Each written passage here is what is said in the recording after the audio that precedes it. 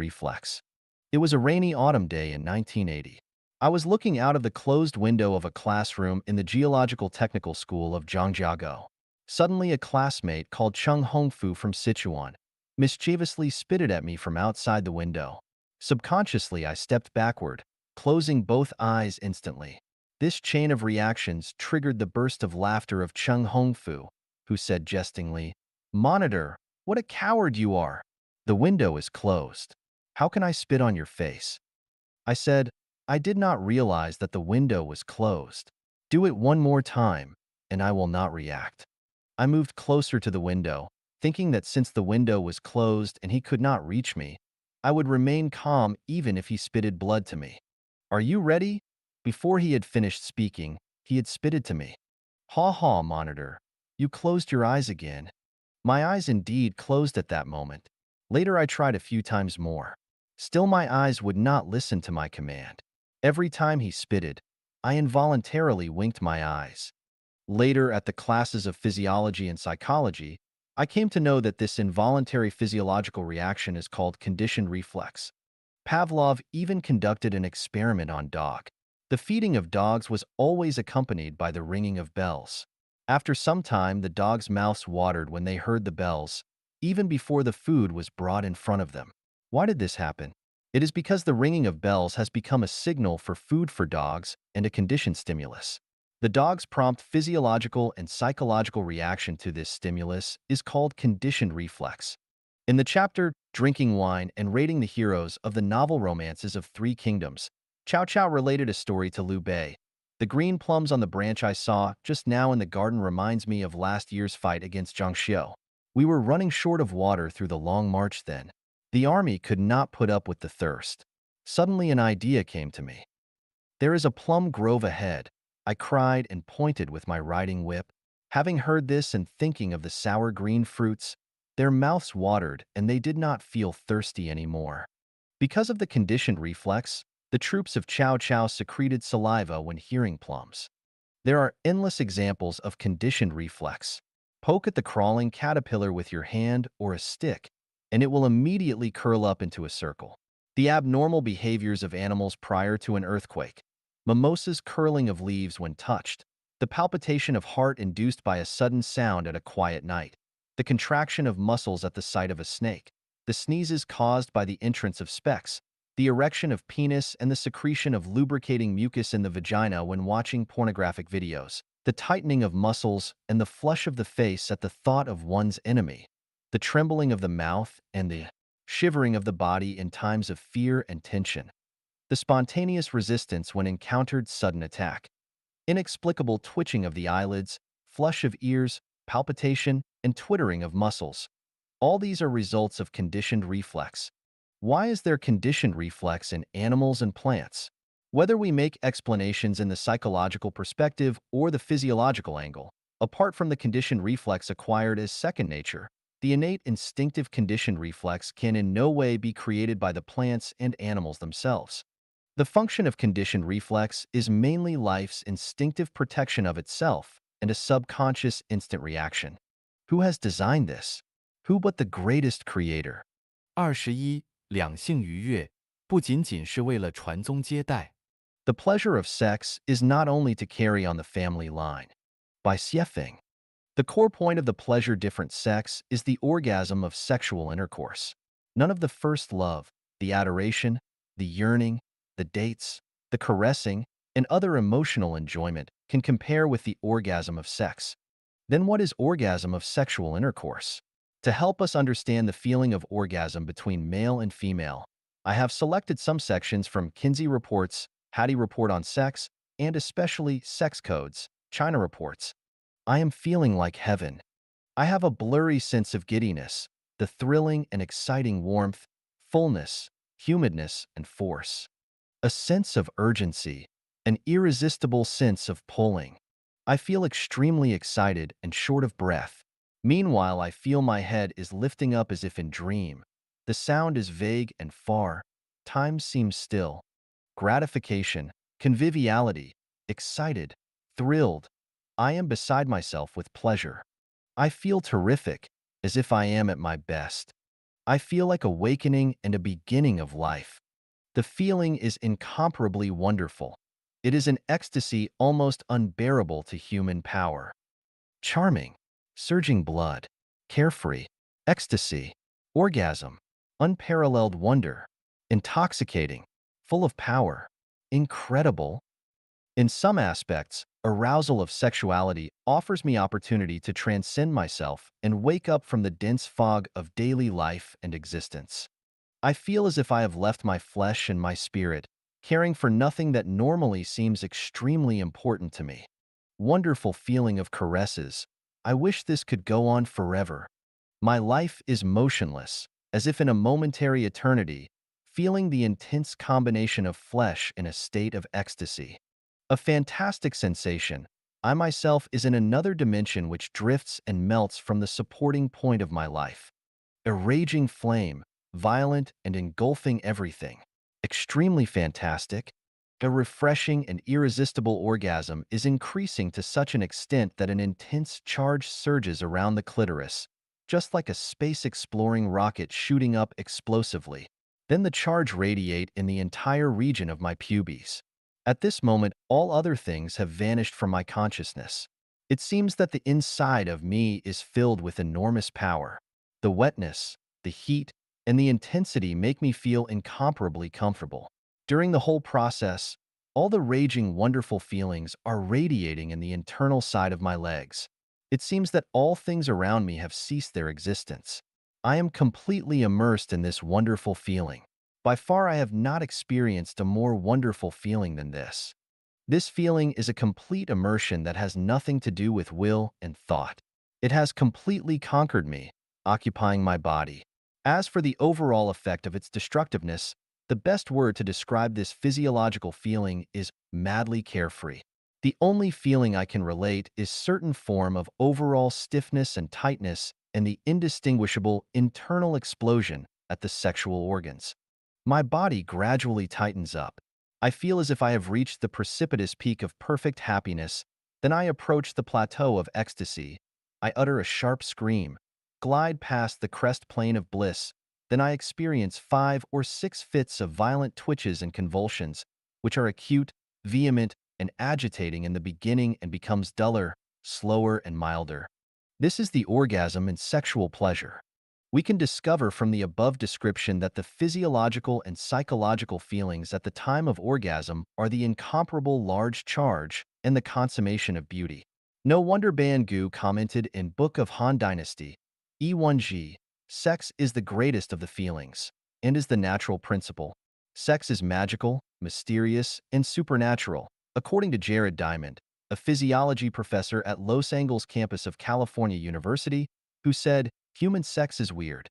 The pleasure of sex is so wonderful, so ecstatic, and intoxicating that Freud has drawn the conclusion that the driving force of sex is the greatest power propelling the social development. Then who has created such a wonderful feeling of mankind? Is sexual orgasm also a result of natural evolution? Is sex pleasure purely for the purpose of carrying on the family line? A graduate student of Indiana State University, R. Stephen Howard said, in terms of the energy needed, a sexual reproduction is a more economical way to transmit genes to one's progeny. Then how did sexual reproduction come into being? Is sex pleasure simply for bearing children? The answer is negative. The prostitutes engage in prostitution are not to bear a child for the man of pleasure, and latter does not aim for the prostitutes to bear some children for them either. Human wisdom can make a master machine. Products can be constantly produced from a streamline. Then why cannot the greatest creator make a matrix that continuously produce offspring? The pleasure of sex is purely for the enjoyment of life, and this is the universal love of the greatest creator. As for the propagation of offspring, it is only the byproduct of the pleasure of sex. In addition, a sexual reproduction will completely pass the diseases carried by the gene on to the future generation. Through the copulation of both sexes, the diseases carried by genes can be remitted or even eliminated. The advantage of crossbreeding is self-evident.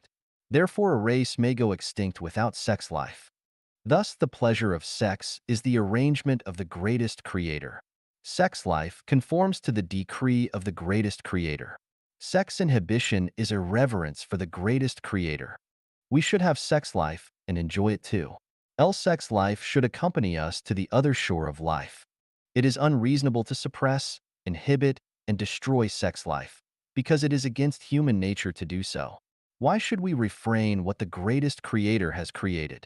There is no such thing as debauchery and dissipation in the matter of sex life. The more, the better.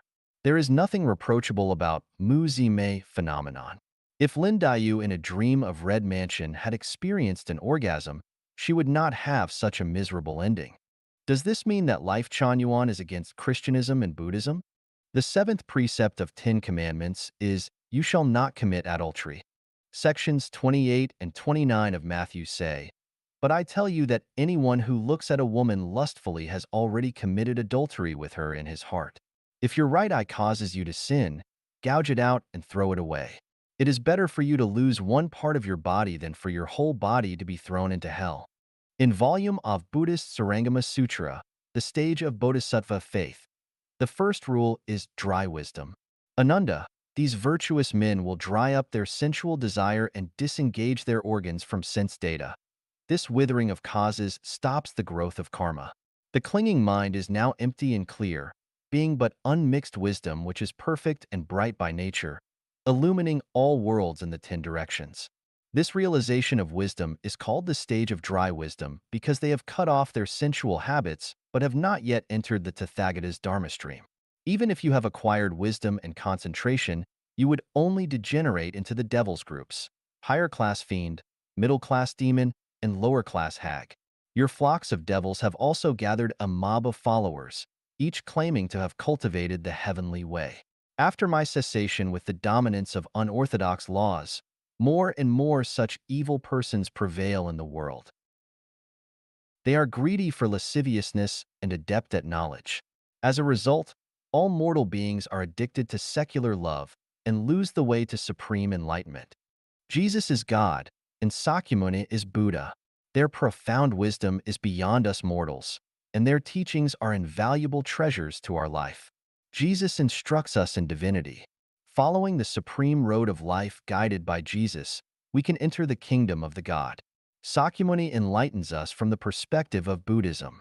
If we want to attain Buddhahood, we must break with lewdness, not only physiologically but also psychologically. Just like the teachings of Jesus, you have already committed adultery even if you only have harbored the lustful desire. Christianism is the religion of God, and Buddhism is the religion of Buddha. The two religions have made indelible contributions to mankind. Through them we have come to know the road to supreme life space.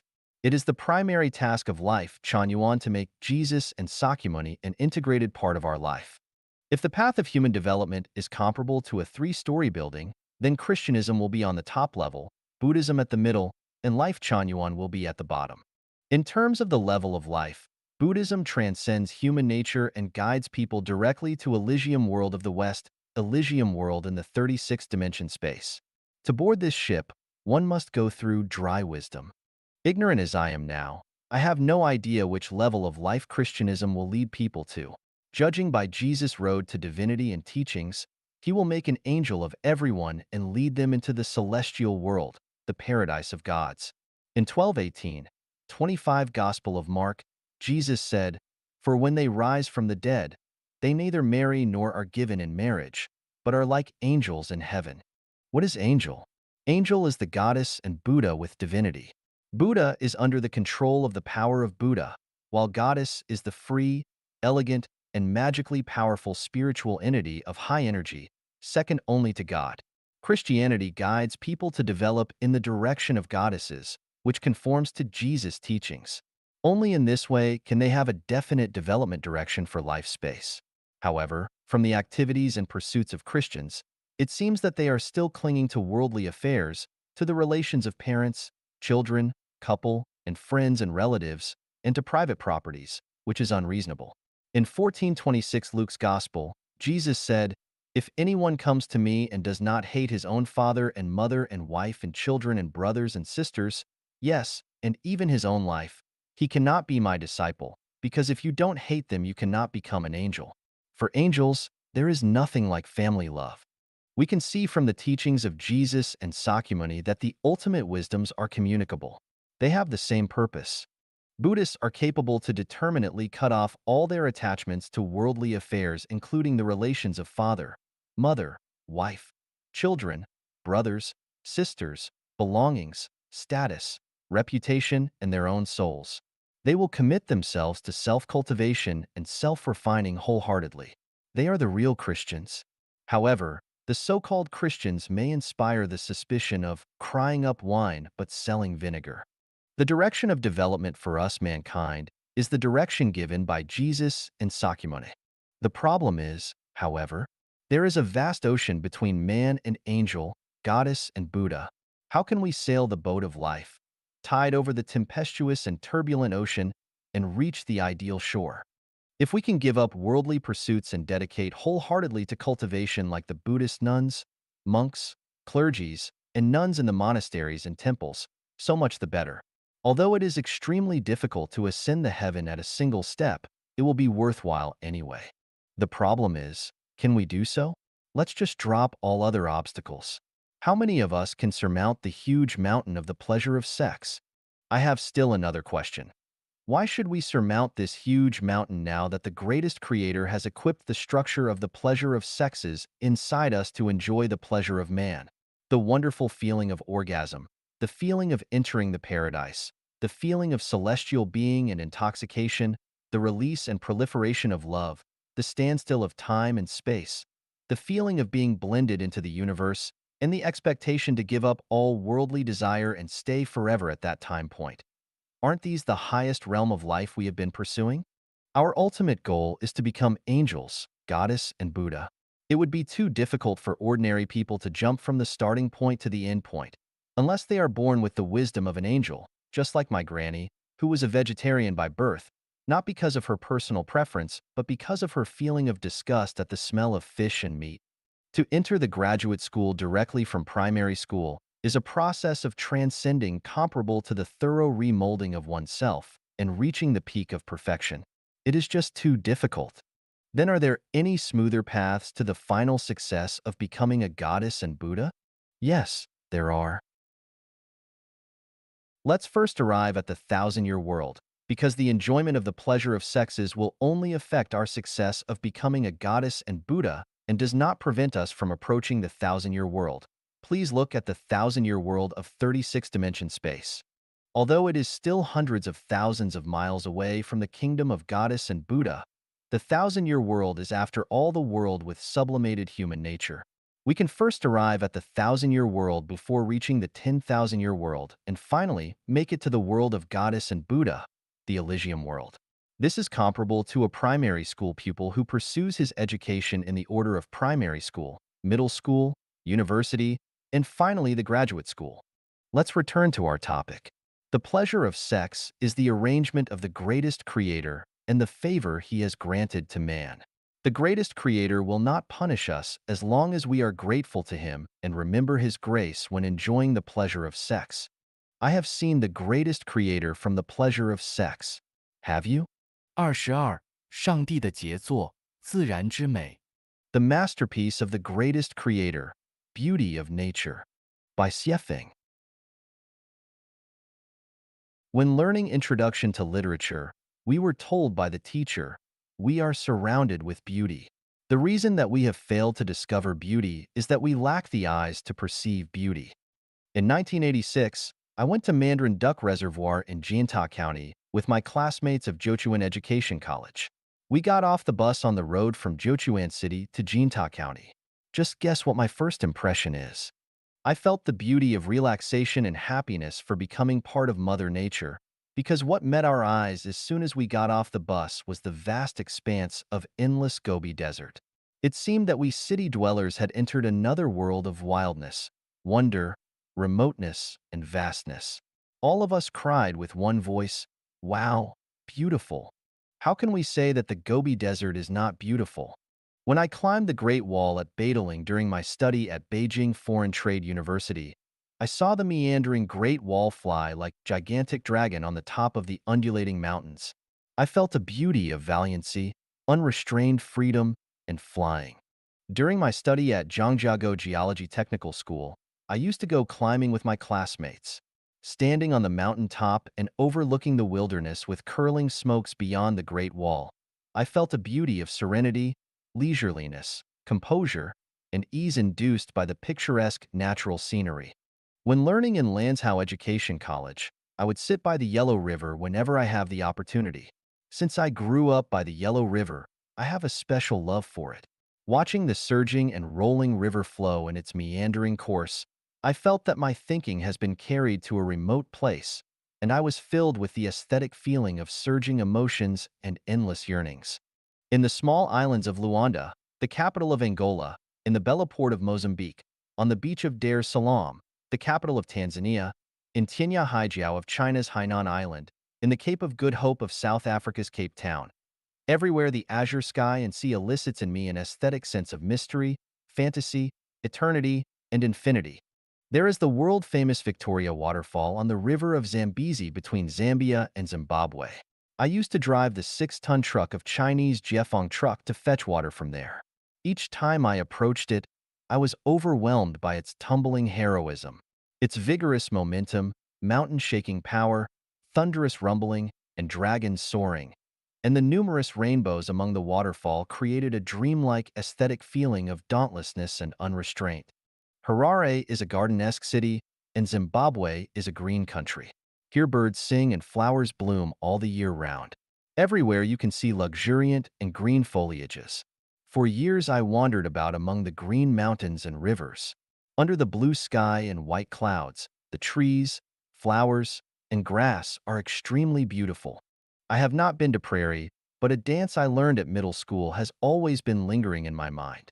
The dance sings praise of the prairie of Hulunbuir in Inner Mongolia, the galloping courser, the herds of sheep, the drifting white clouds in the blue sky, and clusters of small flowers dotting the endless stretch of green land.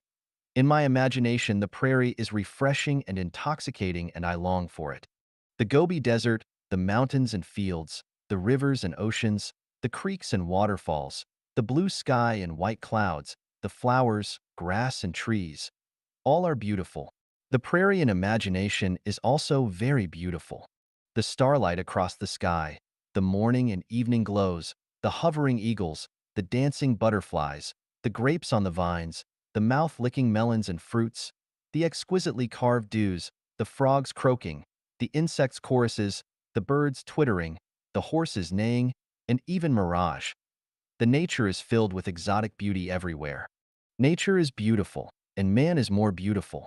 I have not seen the 4 ancient beauties in China, neither have I studied at someone carefully. I have, however, appreciated numerous Western beauties from internet, especially naked beauties. I have been deeply influenced by Buddhism, Christianity, and Confucianism, but the beauties are so pretty that they cause the complete collapse of my moral defense line. The temptation of beauty is so powerful. It makes people intoxicated and thrilled. Sometimes I imagine them to be the painted skins, hua pai, in stories from a strange studio, which will suck my marrow and blood, pull out my tendon, and skin me alive. I also know that a beauty of 18 is soft and tender. Her charm is as sharp a sword that chopped the ordinary man. Although the man may look the same, unknowingly his marrow is sucked clean and dry. However, by nature I have a strange inclination for beauty, which is so strong that I wish I were melted in. Shall we turn a deaf ear and blind eye to beauty? If beauty can cause our downfall, so can the beauty of nature. Aren't they the same? The earnest and tireless teachings of Jesus and Sakyamuni keep ringing in my ears. On the other hand, beauty is bewitching me with its irresistible force. I have been plunged into the deep misery and desperation. Why is this? I meditate, I repent, I hate myself, and I pity myself. What should I do? I cannot but look for the greatest creator, pleading for a definite answer. Who has bestowed the beauty for everything? If a man has no other purpose than mere survival, he will need nothing more than a kennel and a basin of pig's feet. Why should everything be given a beautiful look? I have finally got the answer. The beauty of everything has been created by the greatest creator, who has intended us to enjoy the beauty of life. Now that the respected greatest creator of the universe has offered us beauty, What need is there for us to act against the will of the greatest creator and view beauty as a dreadful disaster? Then is Jesus wrong? Is Buddha Sakyamuni wrong? No, not at all. Honey is sweet, but if we cannot extricate ourselves from it, we may put our life and wonderful future at stake, which is quite unworthy. We have to listen to the painstaking advice of God and Buddha. Nevertheless, now that all beauty has been created by the greatest creator, we are entitled to enjoy beauty. All beauty should be shared and should not be privatized. Everyone is greedy and exclusive by nature. When he himself cannot possess certain beauty, he will try every means to decry beauty and prevent others from enjoying the beauty. I praise to you, all the beautiful men and women, and through you, I praise the greatest creator. The internet beauties, for you the road to paradise and Elysium have been closed. Then, let me lead you to the thousand-year world. You have shown your beauty to the world and the public. You are not monsters, neither are you sprite. But remember, your beauty is given by the greatest creator. You should always remember the favor of the greatest creator and always feel indebted to him and love him. However, it will be another story if you do evils by your beauty. Beauty is the masterpiece of the greatest creator. The existence of beauty is the best evidence for the existence of the greatest creator. 23. 明亮的眼睛，通向美的窗户。The Bright Eyes, Windows onto Beauty, by Xiefeng. Of the six senses of vision, hearing, olfaction, taste, touch, and telegnosis felt by the six sense organs of eye, ear, nose, tongue, body, and mind, vision accounts for more than 80% of our understanding of the material world. Although more than 80% of the knowledge of non-material world comes from the telegnosis, vision is the foundation for telegnosis.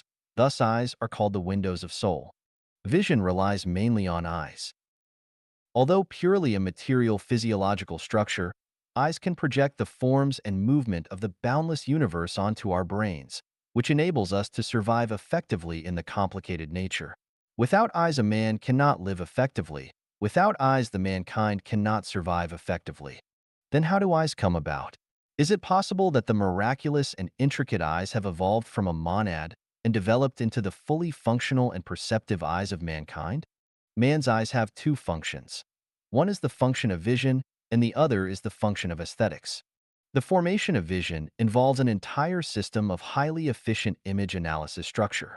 Strictly speaking, the objects we see are not the same objects, because a period of time has passed in the process from the perception of an object to the imaging of the object on the retina to the conceptualization of the object after being reflected to the brain by the nerve system.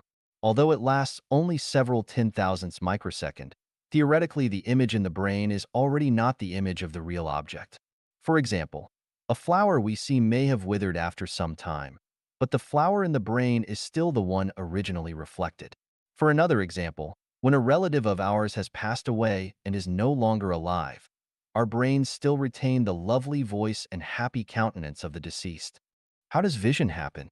Vision is a reaction to the stimulation of light energy of the eyes. An object will reflect the light from the sun or other light source. Via pupils and lens, the reflected light will fall on the retina for imaging to take place. Then, stimulated by light energy, the nerve cells on the retina will convert light signal into bioelectrical signal, which will deliver the vision information to the nerve center via optic nerves and finally to the brains.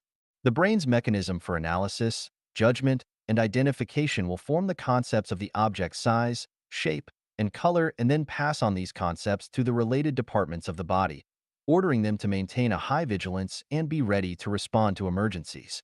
For the smooth running of such a complicated program, a man of supreme wisdom is needed to conduct perfect design of the eyes, just like the design of cameras by scientists. We can know that the eyes are designed by the greatest creator through the following passages. What is visible to the eyes is only the visible light with wavelength ranging between 400 millimicrons and 760 millimicrons. Beyond this visual range, the world is completely different. The blue sky is no longer blue sky. Our eyes will be dazed by the variegated and weirdly colorful scenes created by the cosmic rays like infrared, ultraviolet, gamma ray, beta ray, X-ray, electromagnetic wave, and particle flux. In less than 10 minutes, our nerve system will become turbulent and we will all go mad. Moreover, we may occasionally view spirit, immortals, goblins, devils, and monsters, paradise and hell, or even the thinking waves in other people's mind. Then we will not be able to behave like a man and enjoy the beauty of life in this muddle-headed and unrestrained manner. Make the eyes possess the capability to resolve different colors. Within the photosensory cells in the cone of human eye's retina, there are three different photopigments, which can respectively absorb the blue light with a wavelength of 445 millimicrons, the green light with a wavelength of 535 millimicrons, and the red light with a wavelength of 570 millimicrons.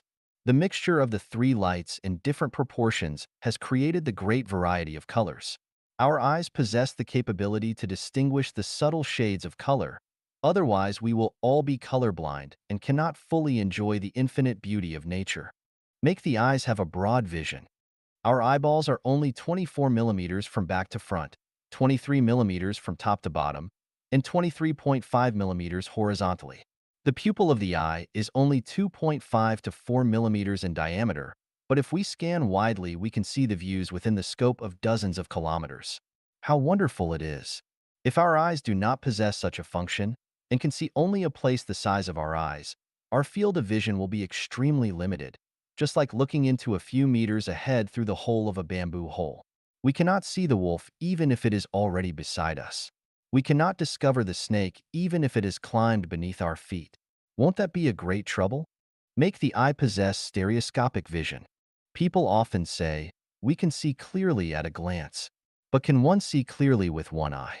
Try closing one eye and see if you can pull a thread through the needle's hole, or if you can pour strong sulfuric acid accurately into a small test tube in the chemical lab.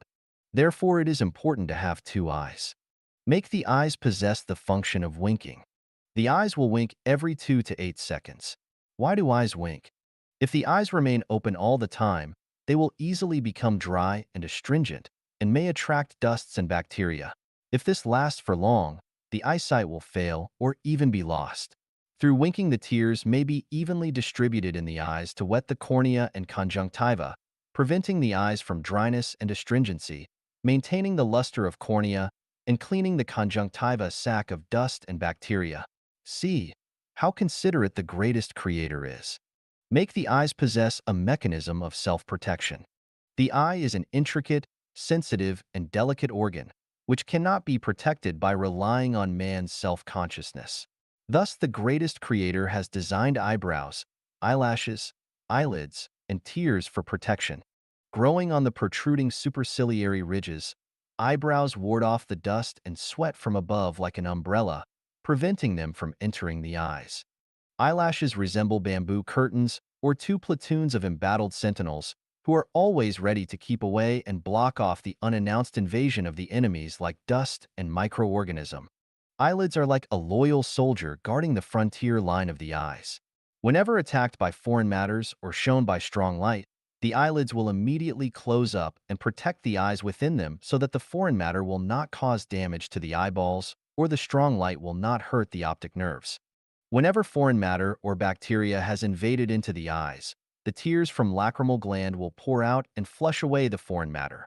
Meanwhile, the lysozyme and immunoglobulin in the tears will on the one hand inhibit the propagation and growth of bacteria, and on the other hand will kill bacteria by decomposing the sucrose mortierolate existing in the cell wall and dissolving bacteria. Let's see how perfect the protection mechanism is. Is this a result of evolution?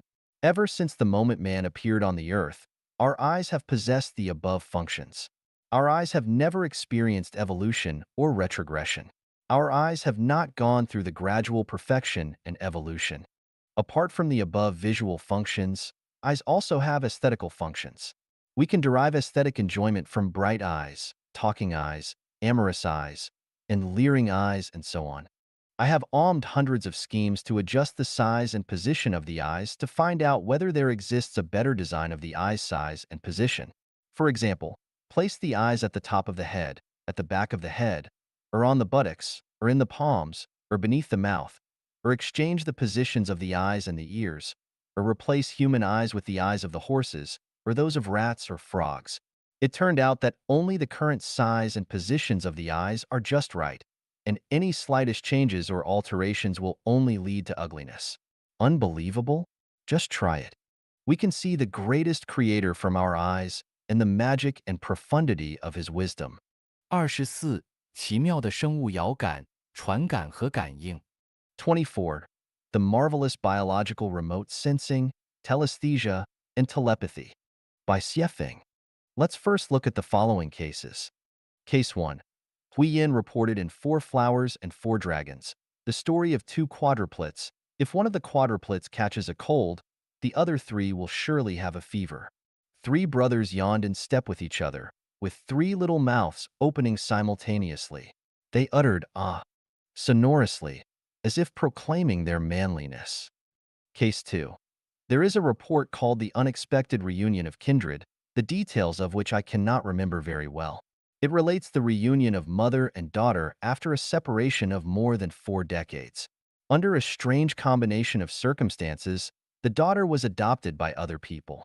So she took the foster mother for her birth mother, and indeed, she did not know that she had a natural mother who was now old and lived alone, knowing nothing about her only child, who had been separated from her since very young. A curious coincidence brought the daughter into an out-of-way alley where she coincidentally met with an old lady. Because she had accidentally helped the old lady, she was invited by the old lady into her humble hut, where she accidentally saw a picture on the wall of the old lady when she was young. She was astonished because her foster mother had given her a photo, which had been placed at the bottom of the chest for decades. The photo on the wall was the same as the one she had placed at the bottom of the chest. After talking with the old lady, she came to know that the old lady in front of her was none other than her own mother. The mother and the daughter felt both misery and happiness. Thanks to the mercy of heaven, the old mother had eventually found her daughter that she missed every day. Case 3. Dead Body Returns Home reported that when the famous American actor Charles Cleveland died in 1899, he was buried in Galveston, Texas. The next year, a hurricane flooded the cemetery. The family of the deceased searched everywhere, but with no result. However, 28 years later, in September 1927, this magical coffin mysteriously reappeared. It drifted for 3,000 kilometers and arrived at the homeland of Cleveland, Prince Edward Island. Case 4.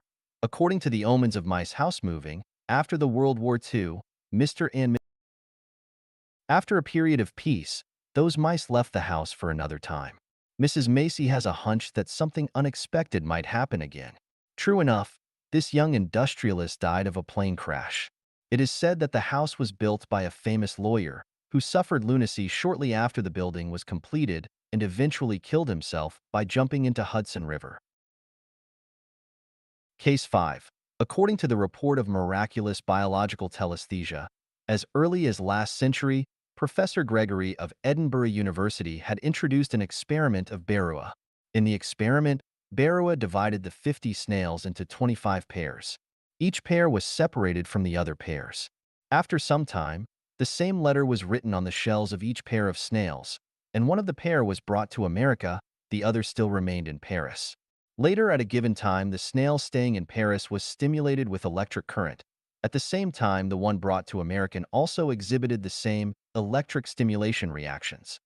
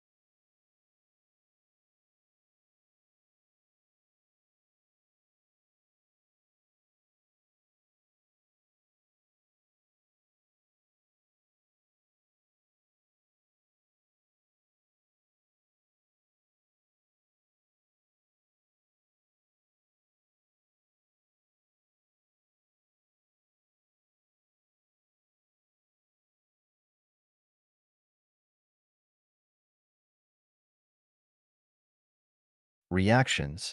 Well, so much for the example of remote sensing, telesthesia, and telepathy. Remote sensing. First, I'd like to make it clear that the remote sensing I am talking about is purely biological remote sensing, which is different from the electromagnetic wave remote sensing, sonar remote sensing, and geophysical field remote sensing applied in aviation, spaceflight, navigation, meteorology, mapping, global positioning, resources survey, environmental protection, disaster prevention, hydrology and geology, and archaeology. In the mythology, the legend of deification, there are two people with special ability, one called clairvoyant and the other clairaudience. Both of them possess the ability of sensing everything happens in Jiang Ziya's staging camp from far distance. The mice's behavior in Case 4 is an example of animals' remote sensing. The special ability of remote clairvoyance, frequently mentioned in science of Qigong, is also a kind of remote sensing. Then what is remote sensing? Remote sensing is a biological ability for gathering information on a given person or object or an area at a distance by receiving the thinking wave or electromagnetic waves they have sent out via directed thinking. Remote sensing is not a mysterious phenomenon, rather a resonant frequency. Just like a television channel that receives electromagnetic signals of live broadcasting transmitted by a TV station and informs us of the happenings in a different place, or like a radio which picks up the frequency of a certain radio station and broadcasts the clear voice of the announcer. Remote sensing is a natural phenomenon in the universe, but its occurrence is very unusual. Strictly speaking, the scenes described in science fiction are not sheer fabrications but a reality that has transcended time and space. Some people can accurately predict the future because they have actually mastered the technology of remote sensing. For example, the French Dr. Nostradamus, the eccentric Dorothy, Sakyamuni, and so on. The death of Russian Tsar Ivan by the end of the 16th century had been accurately predicted by 60 Russian prophets 12 days prior to his death. It is said that some people had given up the journey by Titanic for remote sensing its forthcoming disaster. There are a lot of prophecies in the Bible, the Quran, and the Sutra. Actually, these prophecies are a kind of remote sensing. My description of 36-dimension space is also a result of remote sensing. The explanation for the origins of the universe, man, and life is also only an apperception via telegnosis, an apperception that transcends time and space. The explanation does not result from the poor knowledge and logical reasoning I have acquired. Scientifically, my arguments and argumentations are not adequate, but I believe man will ultimately know that I am right. There are only a very limited number of people capable of remote sensing, just as there can be only several queen bees in a swarm of bees. The world will fall into chaos if everyone is capable of remote sensing. So I shall drop the topic here. If you are capable of remote sensing, it is your good luck. Telesthesia. As a physiological phenomenon, telesthesia is an imperceptible physiologically transferred induction. The most special case is the lactation after birth. Take humankind, for example. No matter how plump a woman's breast may be, no matter how many sexual intercourses a woman may have, and even if pregnancy has reached 10 months, lactation will not occur as long as the child is not born. Only after a baby is born, the baby's need for milk will stimulate the physiological reaction and milk will begin flowing. In the same way, the tear duct will secrete tears only after foreign matter has entered the eye or emotions have fluctuated too greatly. Cases 1, 2, and 5 are examples of biological telesthesia. Remote sensing can be acquired through conscious cultivation, while telesthesia is an unconscious physiological behavior, a physiological mechanism, and a natural program designed by the greatest creator. For this, we will not say much. Telepathy. Telepathy is the universal phenomenon in the universe. Everything has telepathy. Strictly speaking, all activities of life forms are the result of telepathy. More accurately, all the phenomena we see are the result of telepathy. The macroscopic and microscopic universes are both the result of telepathy. Both organic substance and inorganic substance are capable of telepathy. Man, animals, plants, and insects have telepathy. Mountains, rocks, rivers, and weather all are capable of telepathy. The effective evidence for the telepathy of microscopic matter can be found in the fact that the famous Buddhist master Jinkong cited on many occasions the Japanese scientist's research on the crystal of water molecules when expounding on Mahayana's Sutra of Infinite Life. He said that when we said thanks and love to water, the arrangement of water molecules will be a very beautiful crystal, and that when we are hostile and indifferent to it, the arrangement of water molecules will be a chaotic assemblage. Hence, Master Jinkong told us that since human body is 70% water, as long as we show more care for water in our body, then the water molecules in our body will act effectively and will increase our health. We may be free from illness all our life. He went further to enlighten us that since 70% of the earth is covered by water, as long as we don't pollute the rivers, lakes, and oceans, the earth will not be inflicted with floods, inundations, droughts, and hailstones.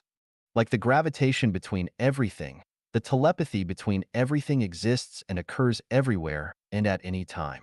The most obvious example is electromagnetic induction, sound wave induction, photoelectric induction, and so on. Now there are automatic doors in cities around the globe. The door closes when man leaves and opens when man approaches. Some street lamps will be automatically turned on when it becomes dark and will be automatically turned off when dawn breaks. Some anti-theft devices will automatically set off alarms when a person enters a security zone. The telepathy between life forms happens at every moment. The quadruplets in case one, the other three will have a fever as long as one of them has caught a cold. When one yawns, the others will open their mouths simultaneously. It is also the case with twins and multibirths. There are different degrees of telepathies occurring at any moment between mother and daughter, father and son, lovers, and enemies. The abnormal behaviors of animals before earthquakes, the pain of joints suffered by arthritis patients before the heavy rain, the frantic movement of insects before the storms, the suicidal behavior of plants like bamboos prior to a disaster, the sudden fidget and vexation experienced by people occasionally. All these are the results of telepathy. The day before yesterday, November 30th, 2003, I ran into a former colleague of mine. He has rented a luxury villa. He joyfully told me that in the courtyard of the villa there were 4 rows of grapevines as long as 30 meters. He told me that the house owner said these grapevines had not produced grapes for many years. After he lived in the villa, he watered the grapevines every 3 days, applied fertilizers, hoed up weeds, and dug up the soil. Now the grapevines are heavily laden with grapes. He said that he could earn a handsome sum of money from grapes alone.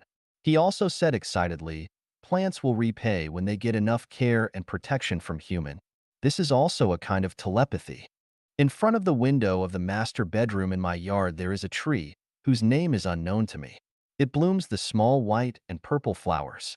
Each time when the tree is in full bloom, it will be covered all over with the flower petals, which emanate a strong fragrance.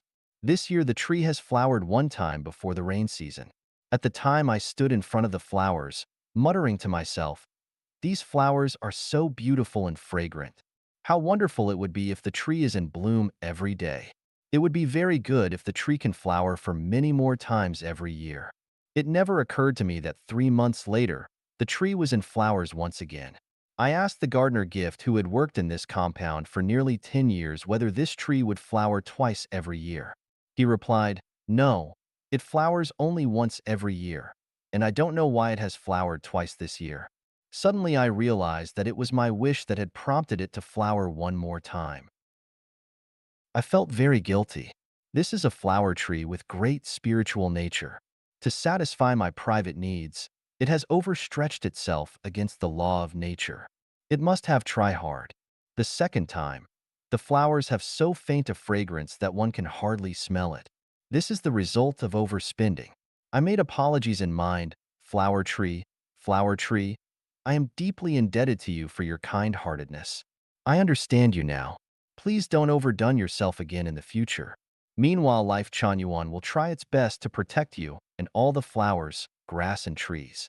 You are silently dedicated to mankind, flowering to beautify the environment, bearing fruits for people to savor, afforesting to conserve water and soil, exhaling oxygen and inhaling carbon dioxide to purify the environment, photosynthesizing to create nourishment carbohydrates for man and animals.